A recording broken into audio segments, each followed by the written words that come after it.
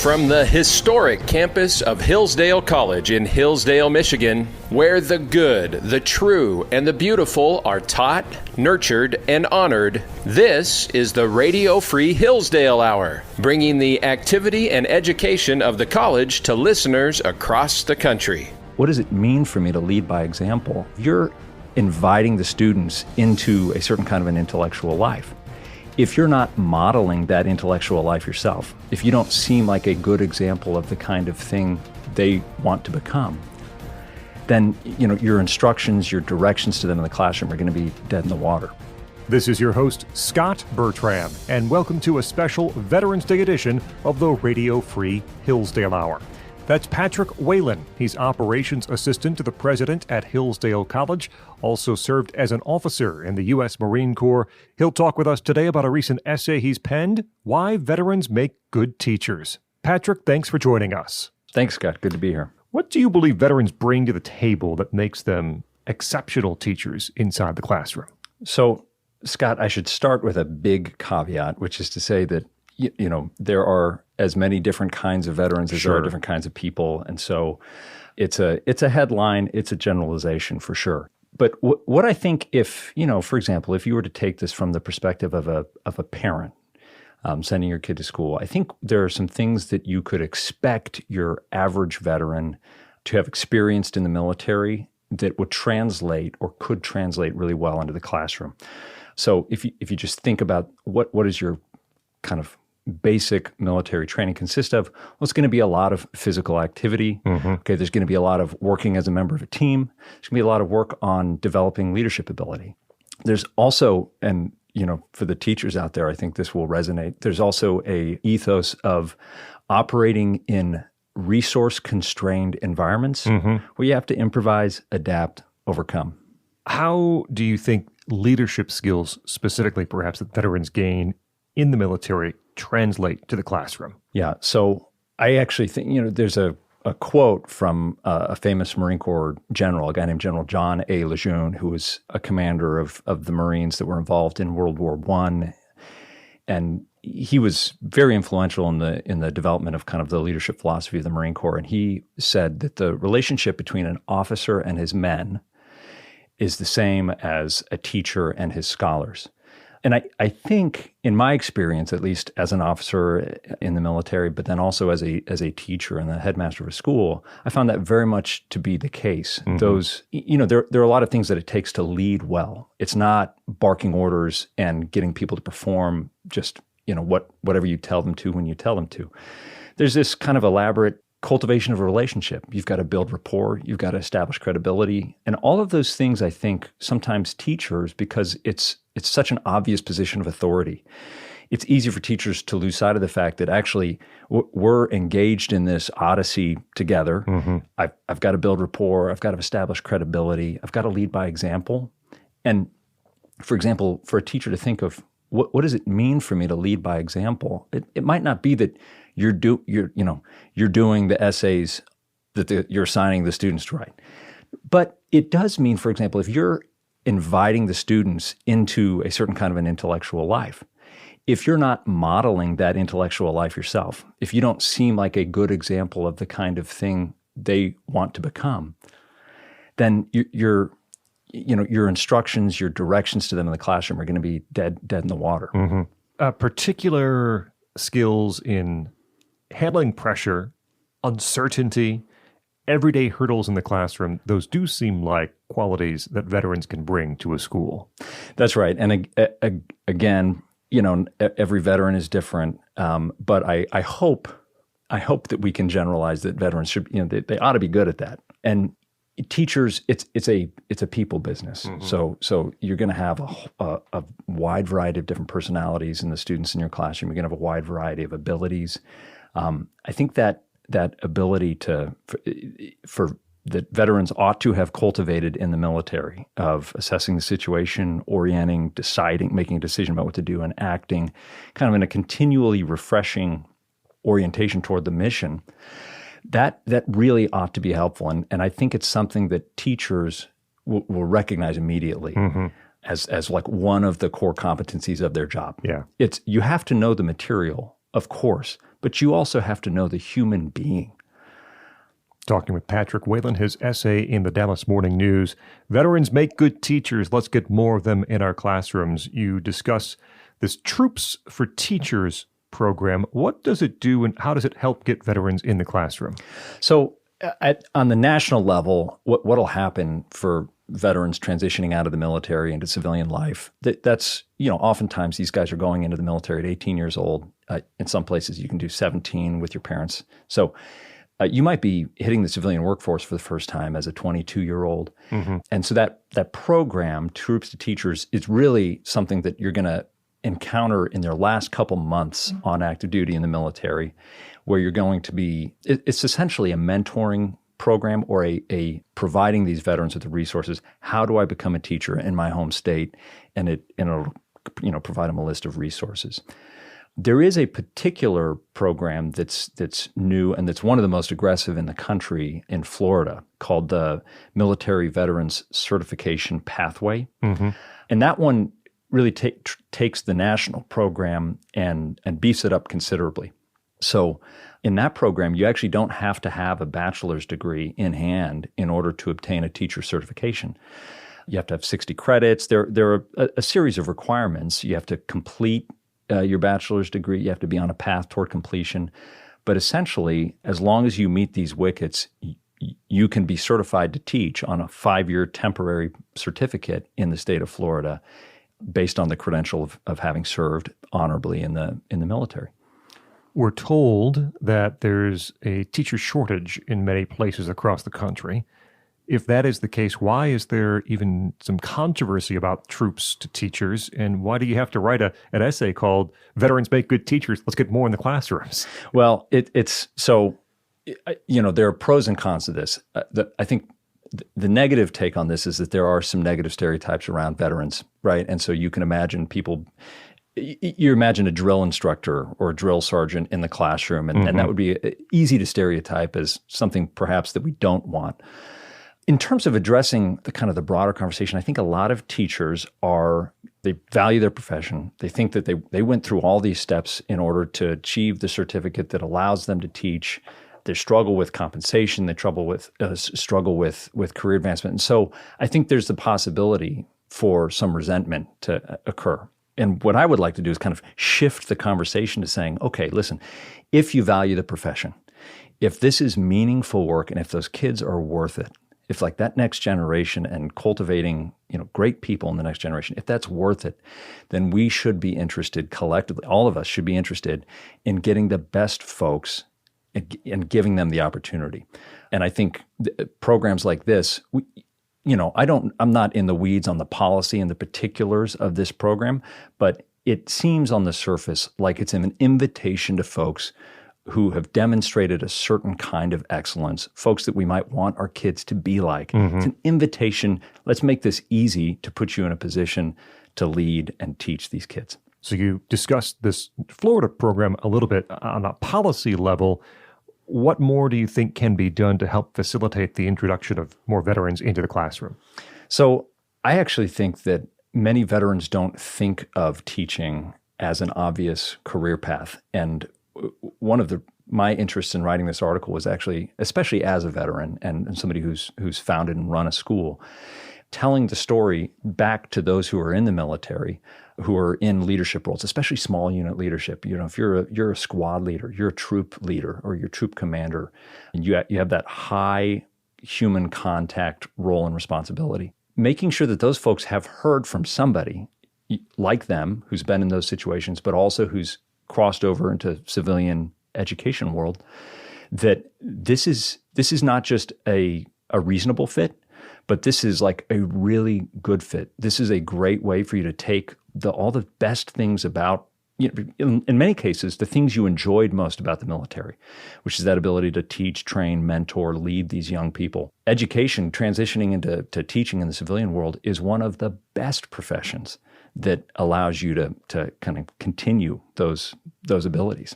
The various state licensing requirements for teachers across the country, you talked earlier about some of the pushback, and I think this is where it comes, that teachers generally go through a process. There's licensing, but are those some unnecessary impediments to getting veterans inside the classroom? How do you maneuver around that or through that? Well, what's funny about the controversy in Florida is that the Florida program, as far as I can tell, does not remove the obligation to engage in the teacher training. It still does. It just says, let's get you in the door. And then over the course of your 5-year temporary certificate, you're going to have a senior teacher who's assigned as a mentor. You're going to engage, you're going to go through the training.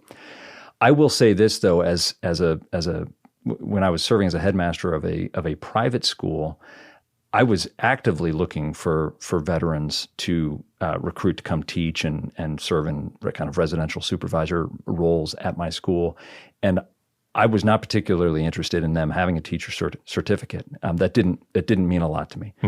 So I understand that it's the coin of the realm, but I think there are also, if you look around at schools, there are many very successful schools that do not have that as a requirement.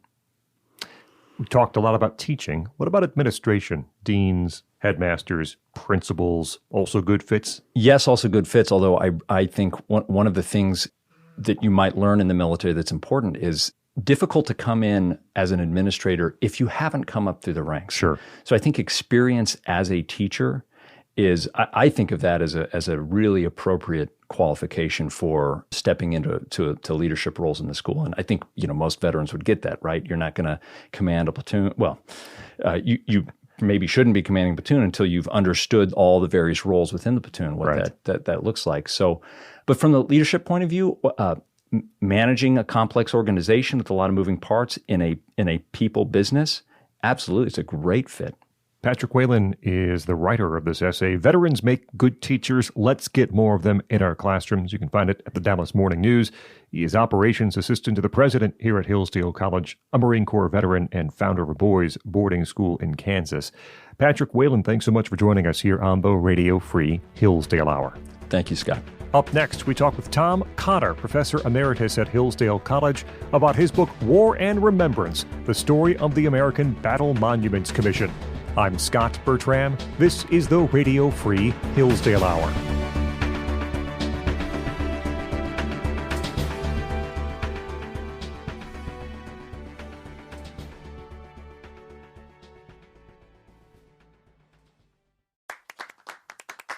Hillsdale College is a small, Christian, classical liberal arts college that operates independently of government funding, and we want you or your son or daughter to apply. At Hillsdale, students grow in heart and mind by studying timeless truths in a supportive community dedicated to the highest things. Hillsdale College costs significantly less than other nationally ranked private liberal arts colleges and receives regular recognition as a best value, and nearly all students receive financial aid.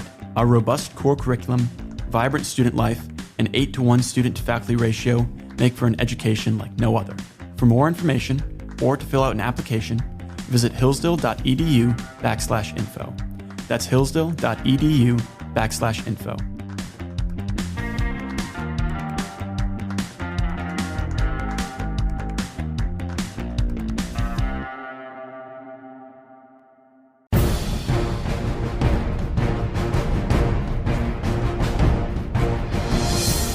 Welcome back to a special Veterans Day edition of the Radio Free Hillsdale Hour. I'm Scot Bertram. Be sure to check out the Hillsdale College Podcast Network at podcast.hillsdale.edu. We're joined now by Dr. Tom Cotter, Professor Emeritus of History here at Hillsdale College, and discussing his book, War and Remembrance, the story of the American Battle Monuments Commission. Dr. Cotter, thanks so much for joining us. Great to be with you, Scott. Thanks for having me. It's an incredible book. Tell us first, what is the American Battle Monuments Commission? Why, in your mind, why was this book needed? Well, the American Battle Monuments Commission is an agency, one of the smallest, I dare say, of the federal government. And its mission is to, upon its creation in 1923, its mission was to establish permanent burial grounds, overseas war cemeteries. At the end of World War I, and all of them at the end of that war were in Europe, 6 in France, 1 in England, and 1 in Belgium.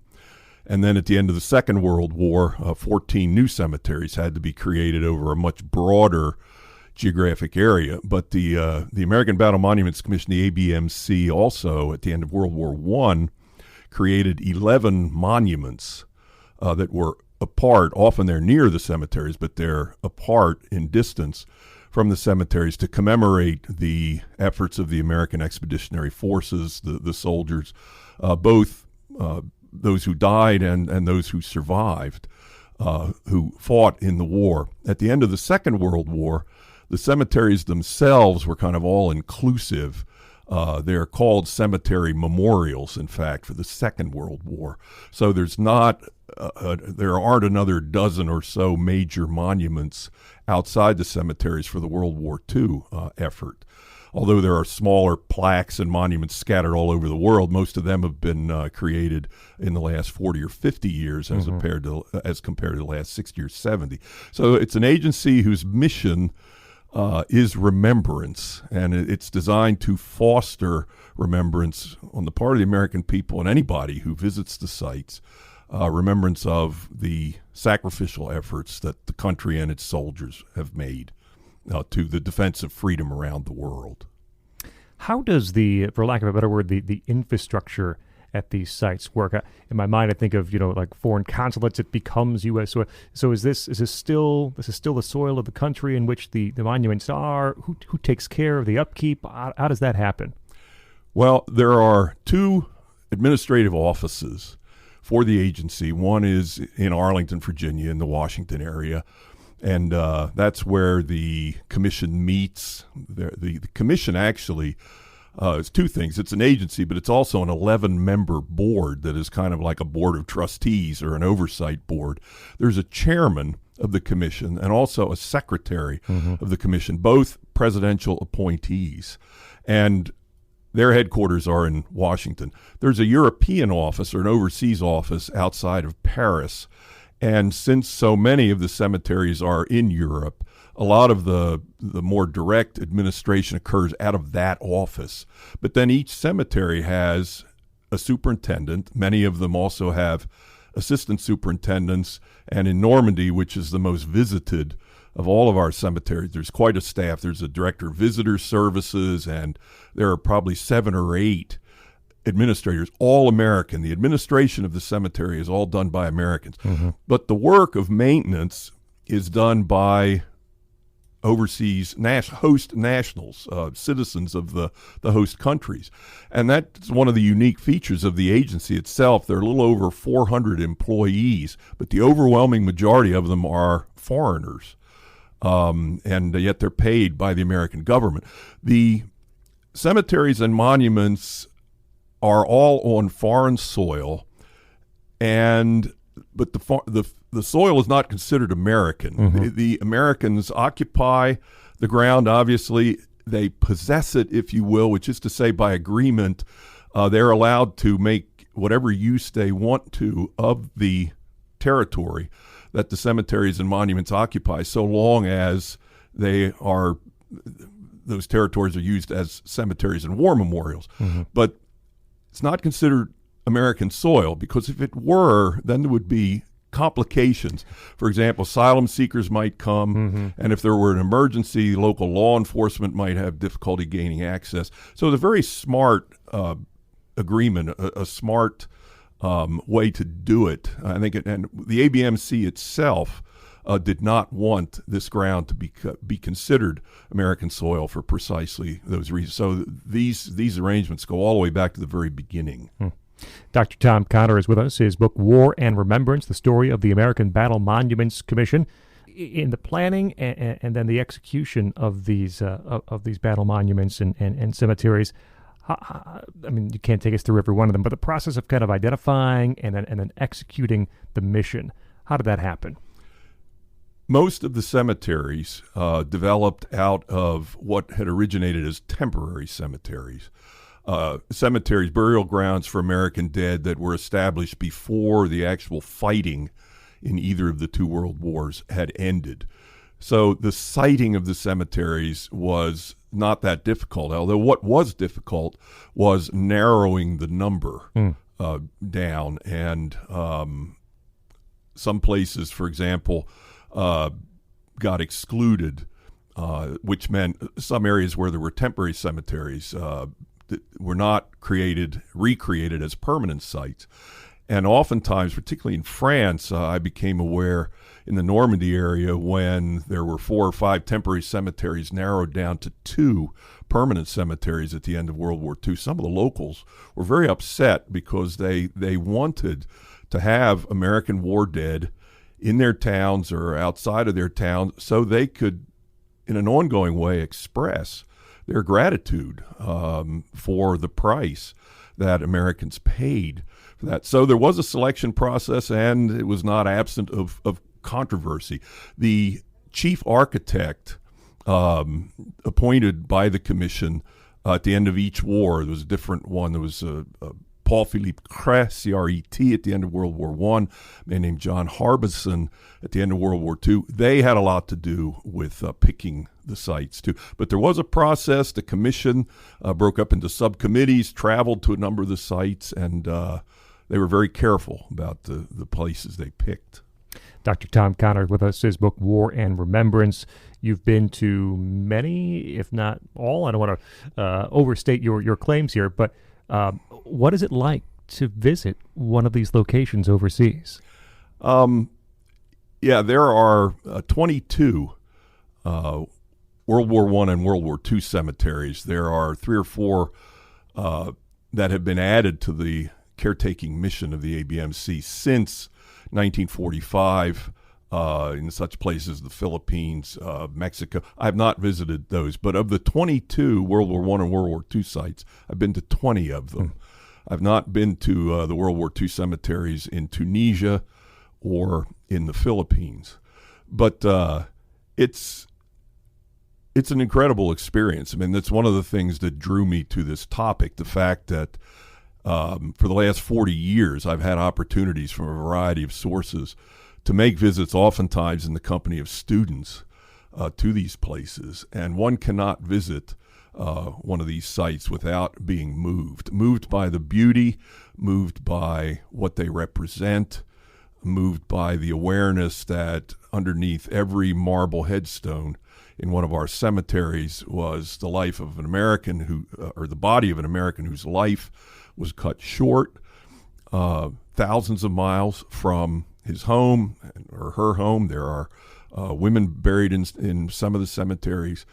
And so the sadness is an important ingredient of one's response, too. But there's another element. The total number of visitors to each one of these sites in any given year is only in the minority Americans because they're so far from home. And one of the sad things, something I'm hoping the book will address, but one of the sad things is that so few Americans actually know about the existence of the American Battle Monuments Commission or the sites that they're responsible for. But the host nationals, the people of France who lived near these sites, and the people of Belgium and Holland and Great Britain and wherever, there are 11 countries total where American dead are buried in ABMC sites abroad. They know about them. And to visit these places and see how people who to us are foreigners, but who are actually the host nationals of these places, see how they react to them, how much they still, years after each of these wars has ended, how much they revere and honor these sites and how actively they express their gratitude. That's also very moving as well. You knew a lot heading into the project. You did a lot of research. What was the most surprising thing? What surprised you in the course of doing the research for this book? I think I'm not sure, Scott, that anything really just flat out surprised me. I mean, I obviously learned a lot that I had never known before. But one of the things that impressed me the most was the role of some of the greatest soldiers in American history, the role who enjoyed leadership positions in the American Battle Monuments Commission. John J. Pershing was the first chairman, for example. He served for 25 years, the last 25 years of his life. George C. Marshall was the second chairman of the ABMC, who served in that role for 10 years, following upon the death of General Pershing in 1948. General Jacob Devers, General Mark Clark, General P.X. Kelly, all the way down to the present. Some of the most prominent and in terms of leaders of men and role they played on the field of battle, some of the greatest generals we've ever produced found a way to continue serving their country by leadership in this agency. That was really wonderful to see. I learned a ton about General Pershing that I never knew before, and he is one of the most esteemed historical figures in my own historical galaxy, you might say, as a result. General Marshall, no less than that. That's Dr. Tom Connor, Professor Emeritus of History at Hillsdale College. His book is War and Remembrance, The Story of the American Battle Monuments Commission. Dr. Connor, thanks so much for joining us here on the Radio Free Hillsdale Hour. It's been a pleasure, Scott. Thanks for having me.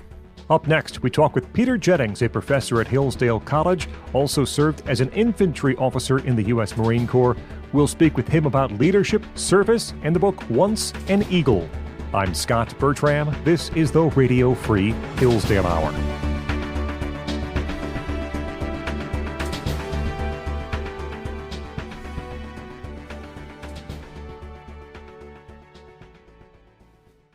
Would you turn down millions of dollars per year?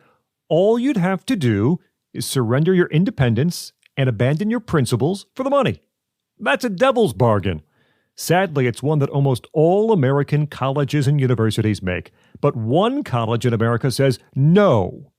Our college, Hillsdale College. Hillsdale College refuses to accept 1 penny of taxpayer money, not even indirectly in the form of federal student grants and loans. By saying no to taxpayer money, we remain genuinely independent, free to pursue our original 1844 mission, pursuing truth and defending liberty. Hillsdale has over 1,500 undergraduate and graduate students on its main campus in Michigan and its satellite campus in Washington, D.C. In addition, over 3 million citizens have enrolled in our free online courses, and over 6 million American households receive our free monthly publication Imprimis delivered in the mail. You can learn more about Hillsdale's independence from government, its mission of defending liberty, and its national educational outreach programs at hillsdale.edu/penny. That's hillsdale.edu/penny. Or, if it's more convenient, text the word penny to 7-1844, and we'll send you a link with more information on Hillsdale's independence. That's penny to 7-1844.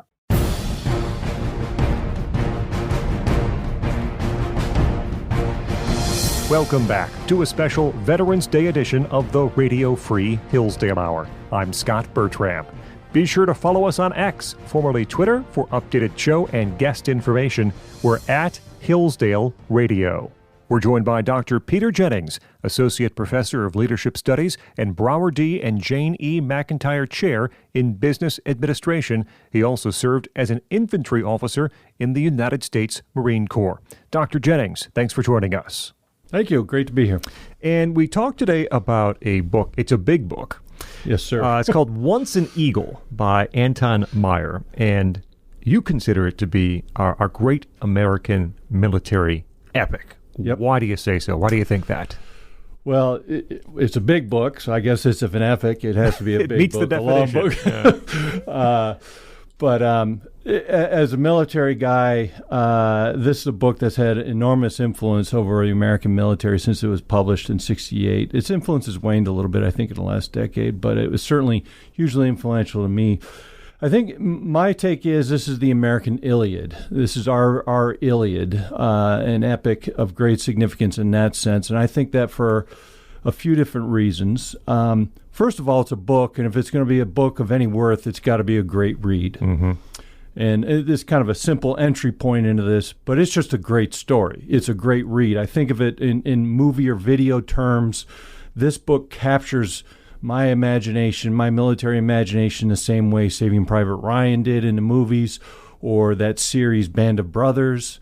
The way those videos, those movies capture your imagination, just great stories Once an Eagle is like that. So I think that's a requisite and ante if it's going to be a great book. But more seriously, in terms of why I think this is an epic, and what I mean by that is it has some greater cultural significance to us.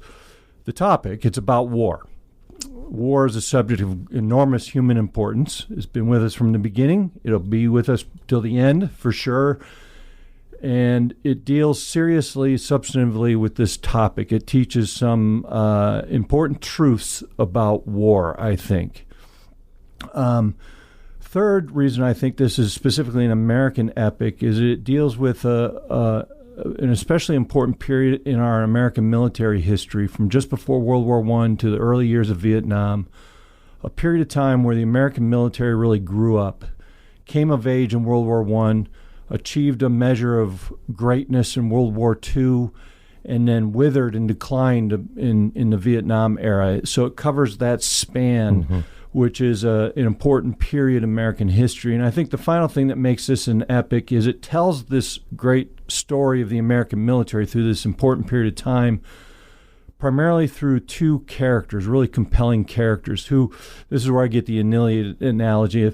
If the two main characters in the Iliad are Hector and Achilles, well, in this book we have Sam Damon and we have Courtney Massingale, and they're loosely analogous to Achilles and Hector. They're very compelling characters that capture your imagination, and through these characters they drive the narrative that pulls you in, that takes you along through this incredible story of the American military in this vital period of time. Before we find out a bit more about those characters, you've taught a course on this book. You recommend it for Hillsdale students who are interested in military service. What is that main differentiator between Once an Eagle and the other military books that are up there? Yeah, well, I certainly wouldn't teach this to the exclusion of many others, but this is, for me, for this informal little military program that I'm a part of here. We have a significant body of students that are interested in pursuing commissions in the armed forces after they graduate, and we don't have an ROTC program. So myself and a couple other professors teach classes that help our students prepare for military, for commissioning. And this is one class that I teach. It's a 1 credit hour seminar I teach once a week at my house. Students come to my house. My wife fixes dinner. We have dinner, some fellowship, and then we sit down and we talk through this book. And the reason I use this book and the reason why I attach so much importance to it is for the following reasons. A lot of what these students will learn in their military training once they commission is technical.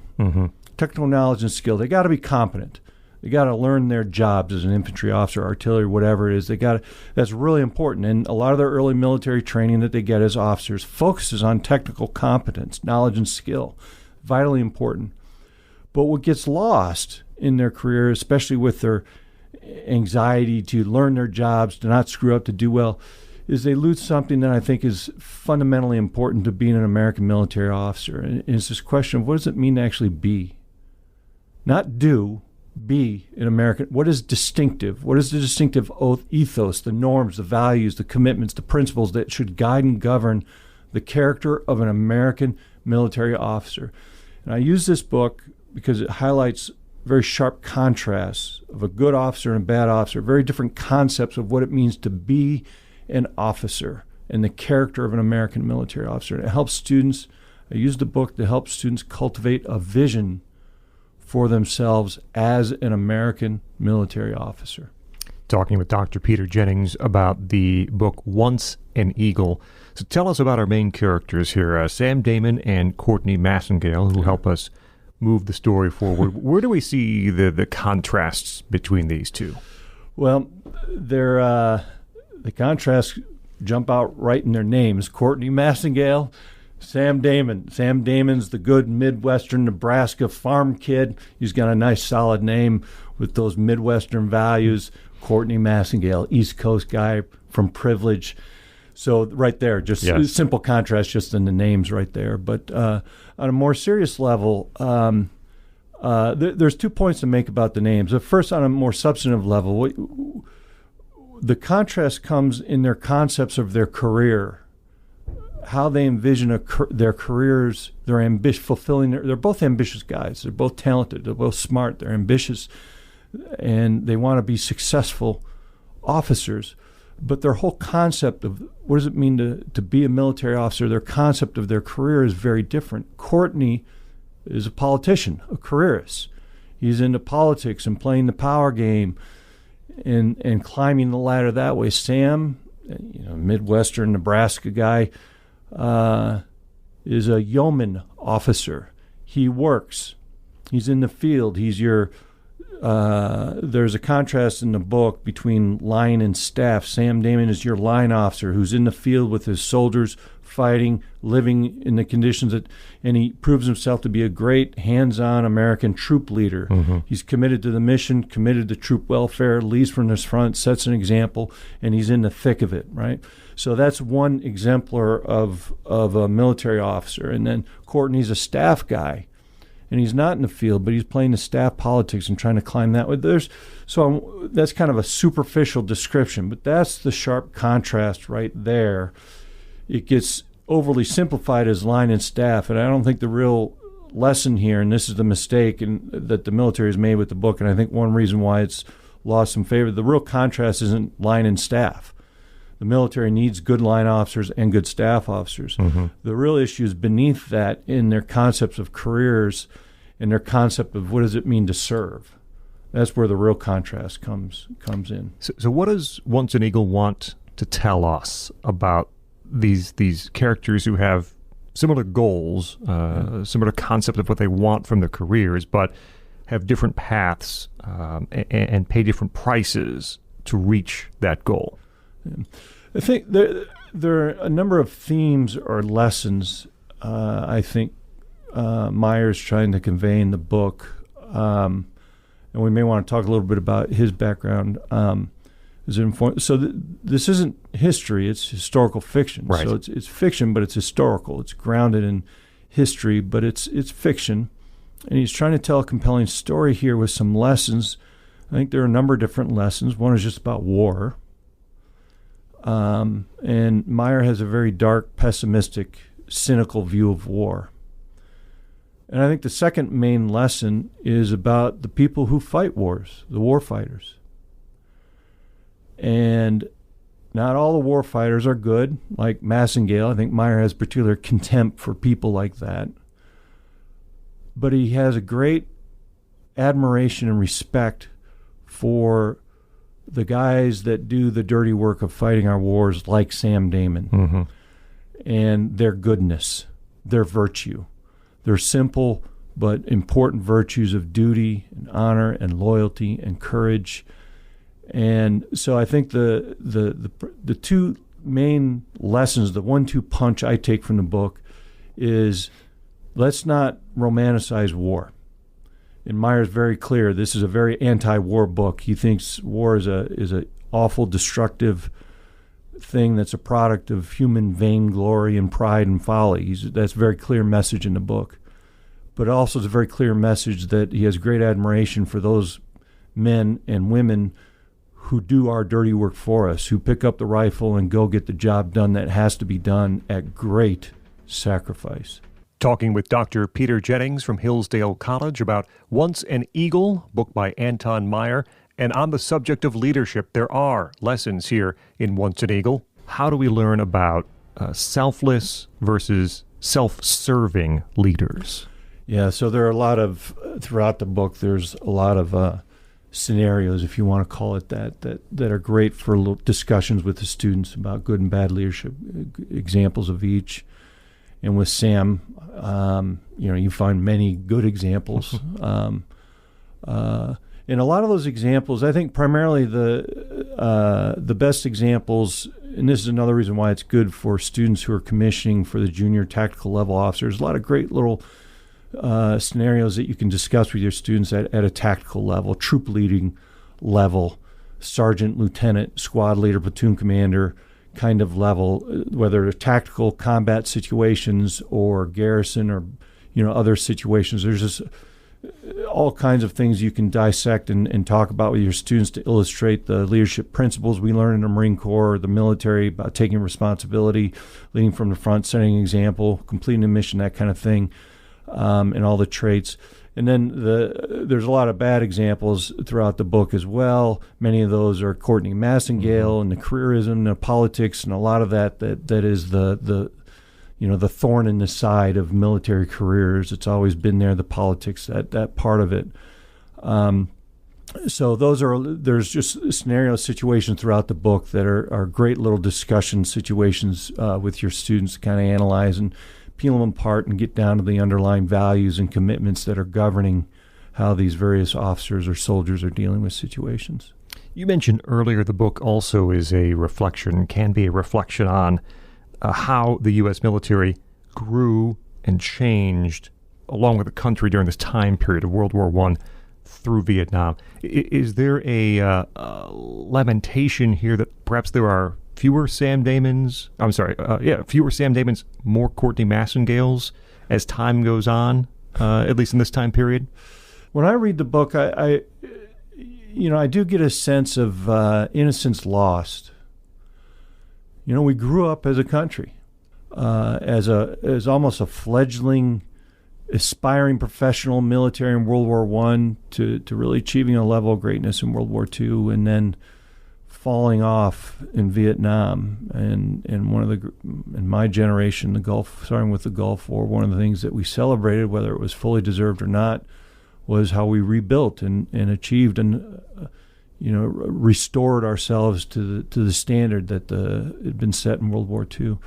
There is in the book sort of that rise and fall kind of theme worked into it, and there is a sense of something lost. The world after World War II is far more bureaucratic, technological, complex, as opposed to more as we look back now, the simpler days, the more the days when a man's physical presence made a difference, and it was more important. You look at it today. I was just doing some work over the summer on Hillsdale College and Civil War, and vast majority of soldiers in Civil War were infantry, 80+%. Now that's reversed. More of us spend time behind computers, pounding keyboards, or doing other administrative technological things. And there's something, I think, in my reading the book, there's perhaps it's just nostalgia on my part, but we've lost something. The more sedentary, technological, bureaucratic, organizational that we become, we've lost touch with some of those basic core grounded yeoman kind of virtues. Myer shares that lamentation too in some separate interviews that he did on the book, because he grew up at a time when he grew up with men like that, that could farm and fix things and build things and could hunt. And today we make fun of that rugged American individual. We ridicule it. I think we're fools to ridicule it. I think there's an important truth there in our history, in our tradition, in our heritage. That's another reason why I teach the book. The book gives us a glimpse into our heritage. And sort of like Moses in Deuteronomy teaching the Israelites, teach, learn, don't forget this, because when you forget, you're going to go astray.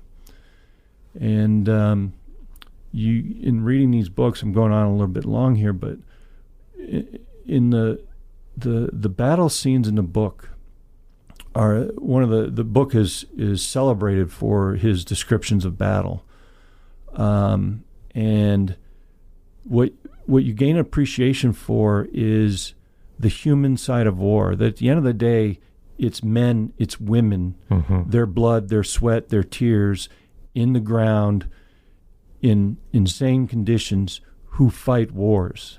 And all right, we have drones, and you can sit 2,000 miles away behind a keyboard and launch missiles.